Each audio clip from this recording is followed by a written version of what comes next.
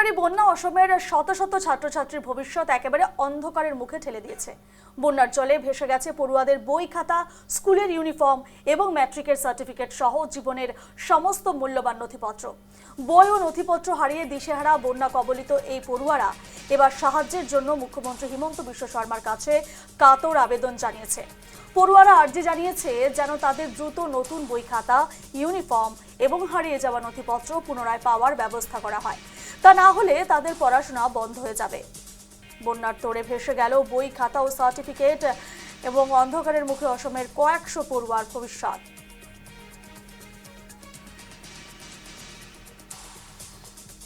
বহুত বেয়া। কি হল তোমার পানী মানে কিতাপ পত্ৰ সব উঠি গ'ল, ডকুমেণ্টছ সব উঠি গ'ল। মোৰ এতিয়া মেট্ৰিক দিয়া ৰেজিষ্ট্ৰেশ্যন কাৰ্ডটোৱে উঠি গুচি গ'ল, কিতাপ পত্ৰখিনিতো একো নাইয়ে। এতিয়া নোটছ আছিলে, নোটছখিনিও নাই, এতিয়া একোৱেই নাই মানে পঢ়িবলৈও।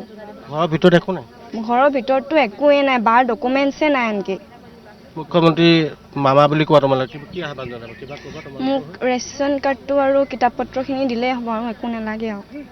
আমাক প্ৰথমতে কিতাপ পত্ৰখিনি লাগে আৰু স্কুলতো আমাৰ ড্ৰেছবিলাকো উঠি গ'ল, তাৰ বাবে অলপ আমাক সহায় কৰিব লাগে।